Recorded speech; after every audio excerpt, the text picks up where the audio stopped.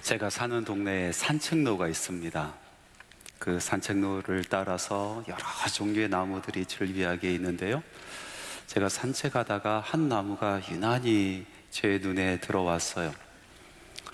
곱게 자라난 나무가 아니라 이리저리 굽어진 나무였고요. 그리고 옹이가 많이 져 있는 그런 나무였습니다. 가까이 다가가서 그 나무를 이렇게 만져보고 있는데, 그런데 바람 때문이었는지 나무 가지가 꺾여 있더라고요. 그리고 그 꺾여 있는 곳에 나무에 눈물이 가득 고여 있는 것을 보았어요. 세월이 지나면은 이 눈물도 씻겨지겠지, 세월이 약이겠지, 그런 이야기를 하면서 제가 나무에게 말을 걸었고, 그리고 토닥이고 있는데 바람이 또 부는 거예요. 그러면서 제가 문득 깨달았습니다. 아, 세월이 약이 아니라 바람이 약이구나. 세월이 눈물을 닦아주는 것이 아니라 이 바람이 이 나무의 아픈 눈물을 닦아주고 있구나라는 것을 깨닫게 되었어요. 우리가 이런 생각을 합니다. 우리 안에 있는 이 상처가 시간이 지나면 낫겠지, 세월이 약이 되겠지라는 그런 생각을 해요. 그런데 정말 그렇습니까? 세월이 약입니까? 마음속에 있는 상처가 시간이 지나서 낫게 됩니까? 그렇지 않습니다. 치유하는 바람이 낫게 하는 거예요.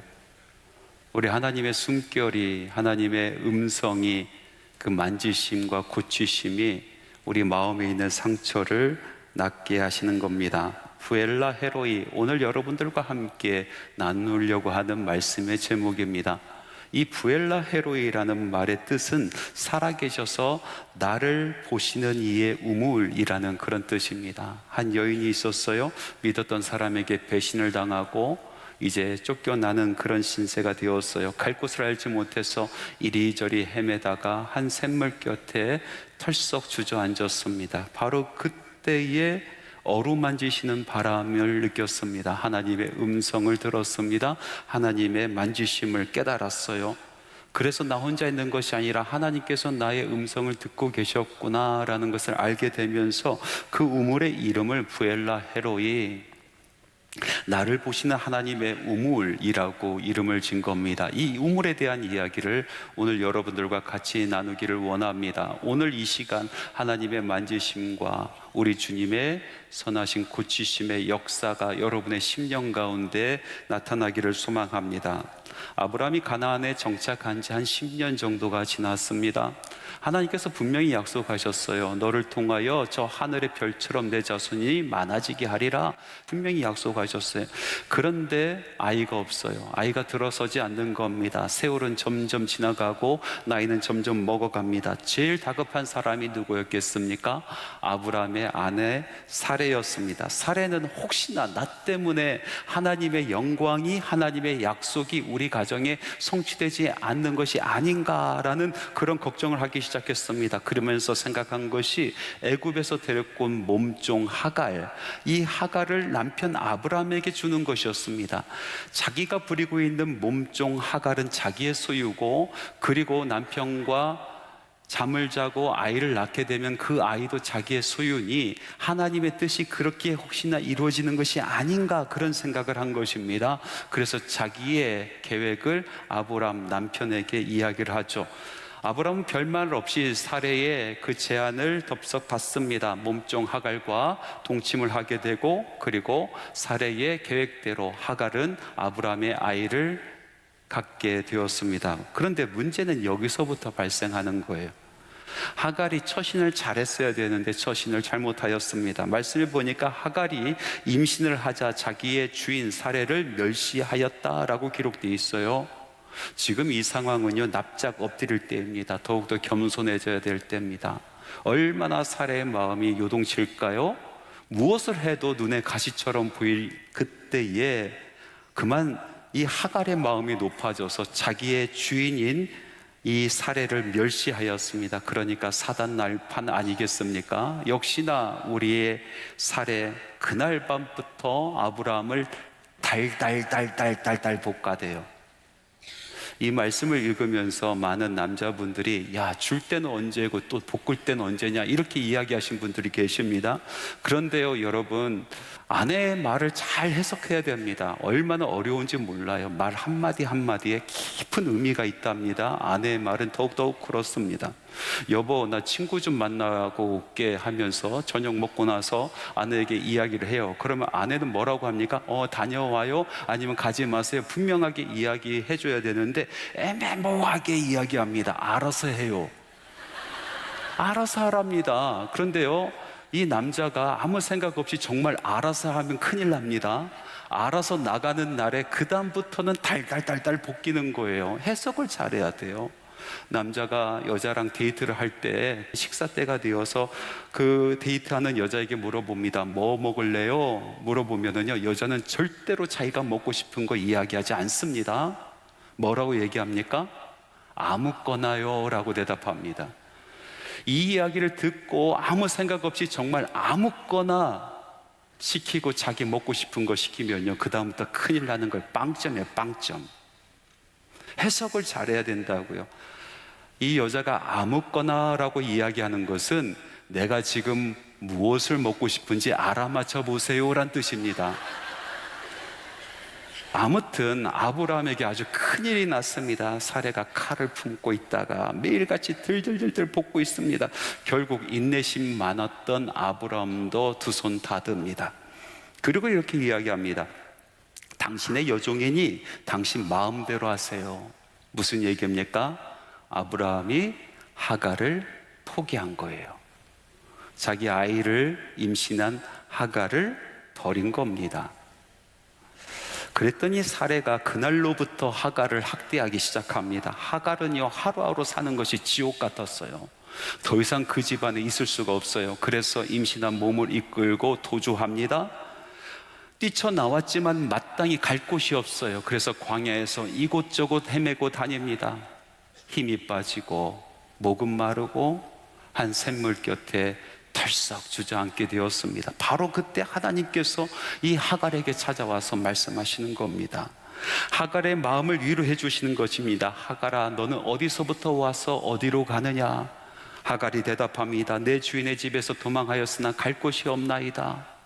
하갈아, 내 주인에게로 돌아가라. 그리고 그에게 복종하라. 그리고 그 다음 말씀, 우리 하나님께서 너무나 중요한 말씀을 해주시고 계십니다. 창세기 16장 10절에서 11절 말씀입니다. 우리 같이 한번 읽어보겠습니다.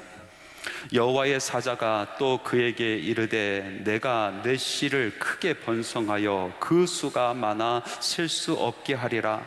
여호와의 사자가 또 그에게 이르되 내가 임신하였은즉 아들을 낳으리니 그 이름을 이스마엘이라 하라. 이는 여호와께서 내 고통을 들으셨음이라.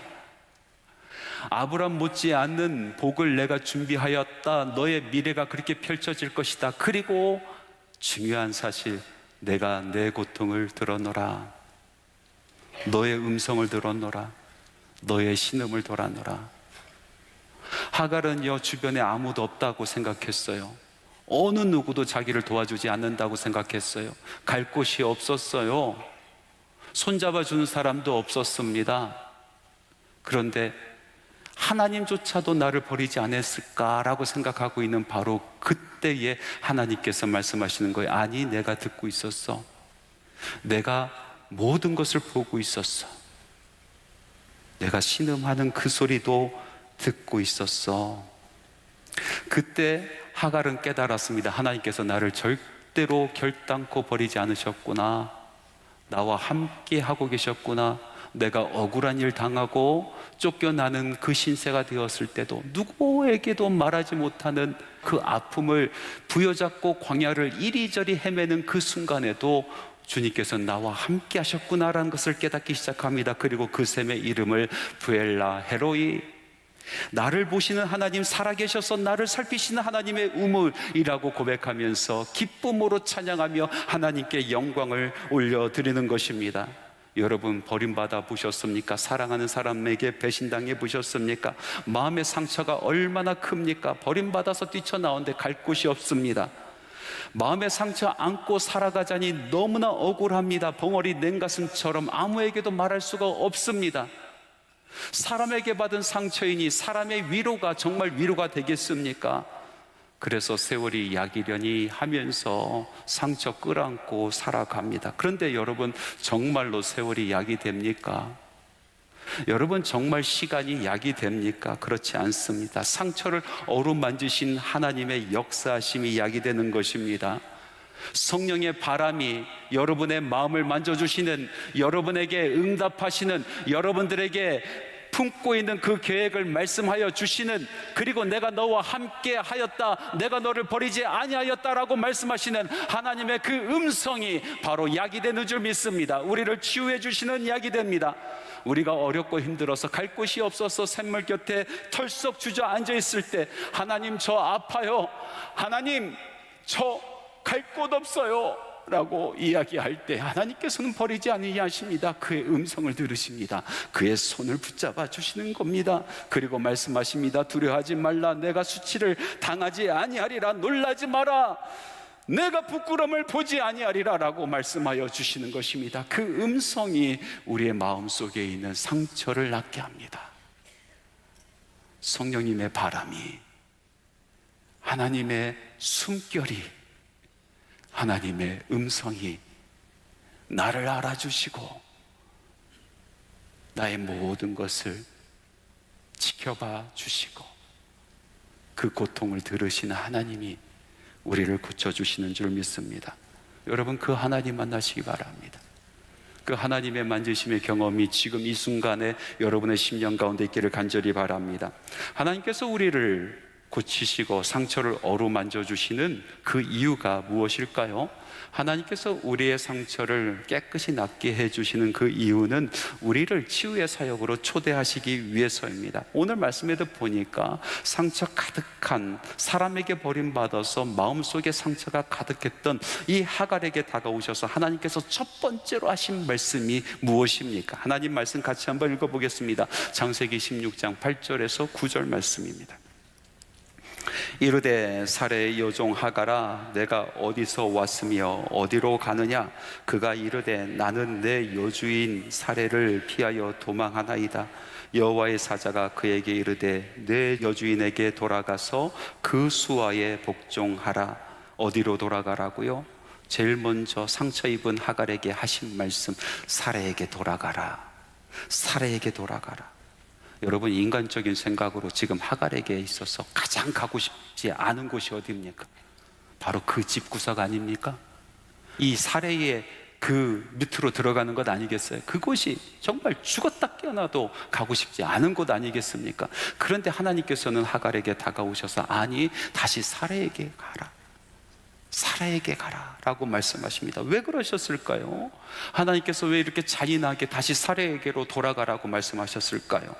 그런데요, 여러분, 이 말씀들을 가만히 묵상해 보면은요, 아브라함과 하갈과 사레 중에서 가장 불쌍한 사람이 누굴까요? 사레예요. 사레. 가장 상처받은 사람은 사레입니다. 일평생 아이를 낳지 못하는 그런 인생을 살으면서 사람들에게 손가락질 받았어요. 눈총을 받았어요. 여주인이지만 많은 종들이 무시하였습니다. 그래서 혹시 나 때문에 우리 집안에 하나님의 은총이 임하지 않은가, 우리 집안에 하나님의 약속하심이 이루어지지 않는가, 그런 마음속에서 이런 이야기를, 이런 일을 꾸민 거 아니겠습니까? 게다가 자기 몸종에까지 이제 업신여김을 받으니 얼마나 그 마음속에 상처가 많이 있겠습니까? 가장 상처 많은 사람, 가장 불쌍한 사람이 사레예요. 사레 안에 상처가 너무나 많기 때문에 이 하갈을 그렇게 악랄하게 괴롭히고 그렇게 핍박한 것 아니겠어요? 그래서 하나님께서는 이 상처 입었었던 하갈을 들어서 상처 입은 사레에게 보내시는 것입니다. 그곳에 가서 그를 섬기라 라고 말씀하고 계십니다. 여러분 잘 아시는 헨리 나우엔이라는 영성가가 있지 않습니까? 이 사람은요, 하버드 대학교에서 아주 유명한 그런 교수였어요. 그런데 그 모든 명예와 그 모든 유명을 다 내려놓고 정신지체 장애자들이 모여있는, 장애인들이 모여있는 그런 공동체 안으로 들어가서 그들을 섬기는 인생을 살지 않습니까? 그곳에서 아주 많은 영성의 책들을 써 내려갑니다. 그 중에서 베스트셀러가 된 책이 있는데 여러분들이 잘 아는 상처 입은 치유자입니다. 헨리 나우엔이 이 상처 입은 치유자에서 하고자 하는 말이 무엇이었습니까? 예수님께서 상처를 입으셨다는 거예요. 예수님께서 버림받으셔서 그 마음의 상처가 있으셨고, 그리고 육신의 상처가 있으셨고, 영혼의 상처가 있으셨다는 거예요. 그럼에도 불구하고 그 상처 입으신 예수님께서 우리에게 다가오셔서 우리의 상처를 치유해 주신다라는 것입니다. 그리고 우리로 하여금 그 상처 입은 치유자 앞으로 우리를 초대합니다. 그리고 그 치유의 사역에 우리를 초대하는 거예요. 나우엔이 이런 생각을 갖게 되는 것은 장애인들과 함께 했었던 그 시간의 경험들 때문이었습니다. 장애인들과 함께 하면서 헨리 나우엔이 맡았던 사람은 아담이라는 사람이었어요. 정말로 중증의 환자였습니다. 다른 사람의 손길이 없이는 밥을 혼자 먹을 수 없고 세수도 혼자 할 수 없는 그런 사람이었어요. 그 아담이라는 사람을 나우엔이 케어하면서 또 보살피면서 얼마나 노력을 많이 했는지 몰라요. 한 번도 다른 사람들에게 물 한 잔 떠주지 않았었던 나우엔이 그 아담이란 사람, 움직이지도 못하는 그 아담이란 사람을 얼굴을 씻겨주고 밥을 먹여주는데 얼마나 서툴렀겠어요. 그러니까 하루는요, 참다 못해서 아담이 소리를 펄럭 지르면서 당신은 내가 만난 사람 중에서 the worst, 최악의 사람이라고 소리를 바락바락 질러요. 얼마나 자존심 상했는지 몰라요. 그런데 이 아담을 케어하면서 헨리 나우엔이 아담 안에 있는 상처를 보기 시작하는 거예요. 얼마나 험악한 세월을 지내왔는지, 얼마나 사람들에게 버림받았는지, 얼마나 사람들에게 안 좋은 소리를 듣고 살았는지 그 마음속에 있는 상처가 가득 있는 것을 보기 시작을 합니다. 그런데 놀라운 것이 뭔지 아십니까? 아담의 상처를 깨달으면 깨달을수록 자기도 동일한 상처가 자기 속에 있다는 것을 알기 시작을 하는 거예요. 그 사람 안에 있는 상처가 내 안에 있는 것을 깨닫기 시작을 합니다. 더 놀라운 것은 뭔지 아십니까? 그를 보살피고 케어하고 그를 섬기면 섬길수록 자기 안에 있는 상처들이 치유되는 경험을 했어요. 이 말은 무엇입니까? 상처받은 우리가 상처받은 사람 안에서 그를 섬길 때에 우리의 상처가 치유된다는 얘기입니다. 상처 입은 하갈이 상처 입은 사라에게 가서 그를 섬길 때에 온전히 치유함을 얻을 수 있다는 말 아니겠습니까? 그런데 문제는 뭔지 아십니까? 우리의 상처로 인해서 다른 사람들이 더 아파질 수 있다는 것입니다. 예수님의 상처는 우리에게 다가왔을 때 우리에게 치료의 약이 되지만은 우리의 상처는 다른 사람에게 가시가 될 때가 있다는 것입니다. 대부분 사람들은 상처 입으면 다른 사람에게 가시가 됩니다. 그 상처가 치유되지 않는 이상 가시가 되는 것입니다. 가슴에 상처 있는 사람들, 그 상처가 많은 사람들 가까이 다가가기가 힘들지 않습니까? 말 한마디 건네기가 너무나 힘이 들어요. 오해할까봐, 또 다른 상처를 입을까봐, 아니 그 사람이 나에게 상처를 줄까봐 다가가기가 너무나 힘들지 않습니까? 한 사람이 저를 찾아왔어요. 그러면서 다짜고짜 이렇게 이야기합니다. 목사님께서 하시는 설교 말씀에 내 얘기가 많이 나오던데 분명히 어떤 사람이 목사님께 내 얘기 한 것 같은데요, 그러는 거예요.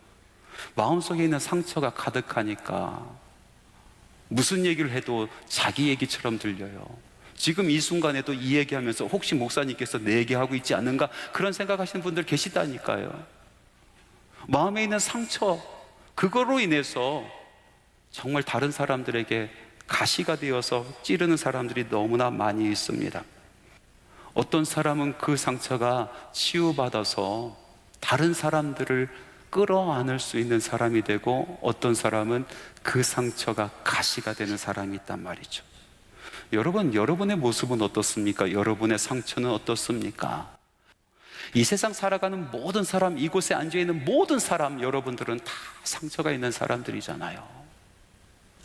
그런데 어떤 사람은요, 그 상처가 정말 하나님의 만지심과 치유심으로 말미암아 새살이 돋아나고 다른 사람들을 넉넉히 품을 수 있는 상처 입은 치유자의 모습으로 그렇게 바뀐 사람이 있는가 하면, 어떤 사람은 여전히 그 상처 끌어안고 가시가 되어서 다른 사람 아프게 하는 사람도 있다라는 것입니다.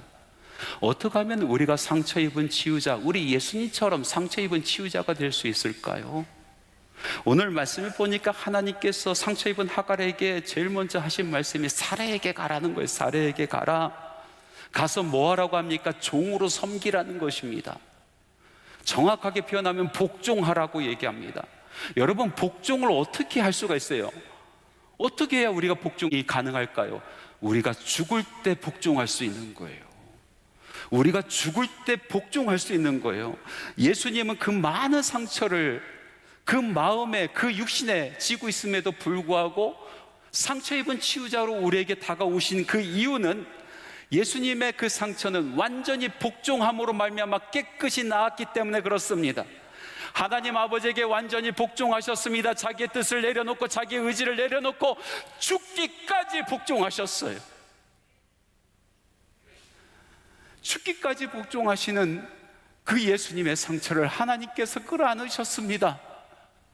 고치셨습니다. 낫게 하여 주셨습니다. 부활케 하십니다. 그런데 우리는 어떻습니까? 우리의 상처는 어떻습니까? 우리는 죽으려고 하지 않습니다. 내가 왜 죽어? 내가 왜 이 꼴을 당해야 돼? 내가 뭐가 부족해서 이런 대우를 당해야 돼? 하나님께서 맡기신 그 사역 가운데서도 절대로 죽지 않습니다. 하나님께서 맡겨주신 그 사람들 앞에서 절대로 한 번도 죽지 않습니다. 심지어는 하나님 앞에서도 죽지 않습니다. 죽지 않고 어떻게 해서든지 살려고 이를 바락바락 깔면서 아둥바둥 살아갑니다. 그렇게 분노하고 억울해하는 그 심령의 상처들은요, 가시가 됩니다. 세월이 지나도 가시인 거예요. 10년, 20년, 30년 지나도 그것은 다른 사람 상하게 하는 가시로 남아있게 됩니다. 죽지 않으면요. 사도 바울 아시죠? 사도 바울만큼 일평생 억울한 일 당한 사람이 어디 있겠습니까? 나쁜 일 하다가 욕먹는 거 괜찮잖아요. 성실하게 살진 못하고 게으르게 살다가 다른 사람들에게 손가락질 받는 거 괜찮잖아요. 근데 사도 바울은 착한 일 하고 선한 일 하고 하나님의 복음을 위해서 일평생 살아가고 아침부터 저녁까지 수고를 끊이지 않게 하나님 앞에 충성을 다했었던 사람, 사람들의 영혼을 끌어안고 기도하는 사람, 그 영혼을 위해서 밤낮을 고민하면서 애타했었던 그런 사람 아니었겠어요? 그런데 그런 사도 바울에게 사람들은 욕을 했어요. 그런 사도 바울에게 협박했습니다. 돌을 던졌습니다. 죽게 만들었어요. 사도 바울의 그 10년간의 상처가 얼마나 많이 있었겠습니까? 얼마나 아팠겠습니까? 그런데 그 사도 바울 10년 가운데 그 마음속에 있는 상처는 상처가 아니라 다른 사람들을 넉넉히 품을 수 있는 마음이 되어 있는 것입니다. 가시가 아니라 영혼들을 부여잡고 울며 기도할 수 있는 그런 마음이 되어 있는 것입니다. 왜 그럴 수 있었습니까? 그는 매일같이 죽었기 때문에 그렇습니다. 매일같이 그는 죽고 예수 그리스도께서 사셨기 때문에 그렇습니다. 사도 바울은 고백합니다. 형제들아, 내가 그리스도 예수 우리 주 안에서 가진 바 너희에 대한 나의 자랑을 두고 단언하노니 나는 날마다 죽노라. 주님 앞에서, 그리스도 앞에서 날마다 죽는 사람, 하나님께서 맡기신 그 사람들 앞에서 매일같이 죽는 사람, 하나님께서 맡겨주신 그 사역 안에서 매일같이 죽는 사람, 성령께서 찾아가십니다. 성령께서 만져주십니다. 성령께서 고쳐주십니다. 성령께서 온전케 해주시고 성령께서 힘을 주시는 것입니다. 바로 그 사람이 상처 입은 치유자로 다른 사람에게 보냄을 받는 사람이 되는 것입니다. 산책 중에 상처 입어서 눈물을 흘리고 있는 이 나무를 바라보면서, 야, 세월이 약이 아니라 바람이 약이구나 라고 깨닫고, 그리고 저는 다시 산책길을 이어갔습니다. 집으로 돌아가는 길 내내 저는 바람을 생각했어요. 가만히 생각해 보니까 이 바람도 상처가 참 많았어요. 이리저리 날아다니며 부딪히고 깨지고 찢어지고 갈기갈기 찢어진 상처 많은 바람이었어요. 바로 그 바람이 나무에 눈물을 닦아주고 있었던 것입니다. 우리에게 상처 입은 치유자로 다가오시는 우리 주님, 상처가 많으신 분입니다. 온몸에 상처가 있으세요. 그 마음에 영혼에 상처가 있으신 분입니다. 상처 많으신 우리 주님께서 두 팔 벌려 우리를 기다리십니다. 상처 입은 우리를 꼭 끌어안아 주십니다. 다독여 주시며 말씀하십니다. 상처 입은 하가라, 사례에게로 가라. 사례에게로 가라.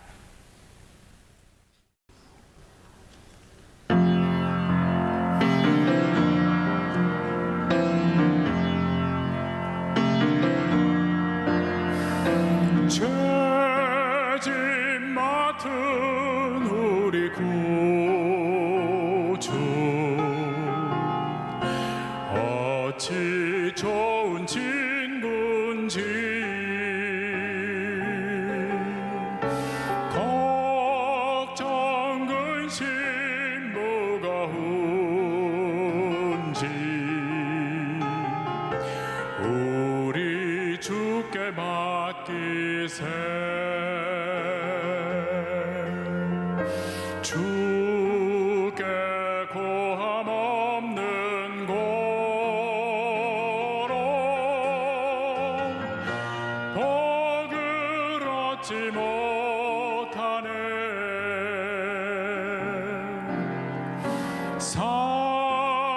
사람들이 어찌하여 아랠 줄을 모를까.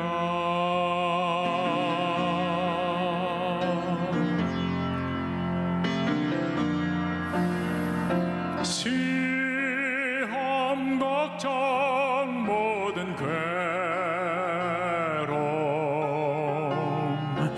없는 사람 누군가.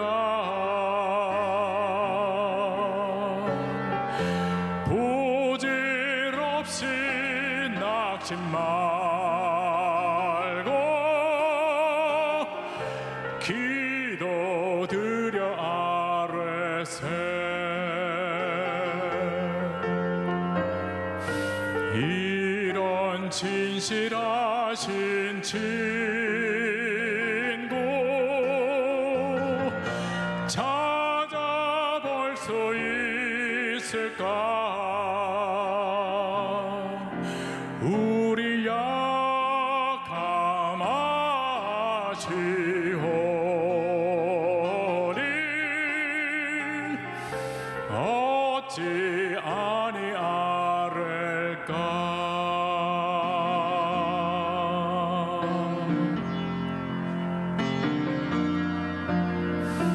근심 걱정 무거운지 아니 진짜 누군가. 피난처는 우리 예수,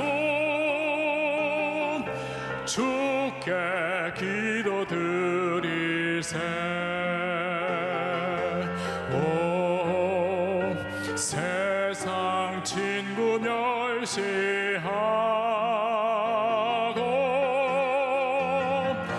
너를 조롱하여도 예수 품에 안기어서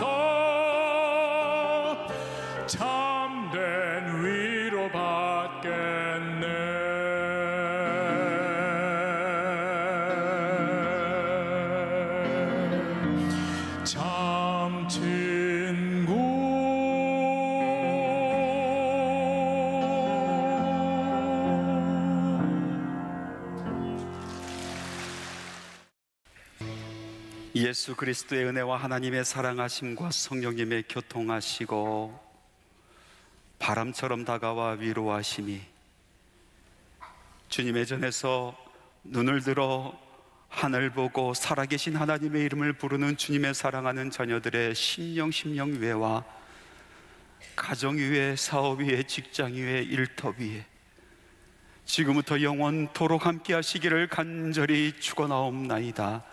아멘.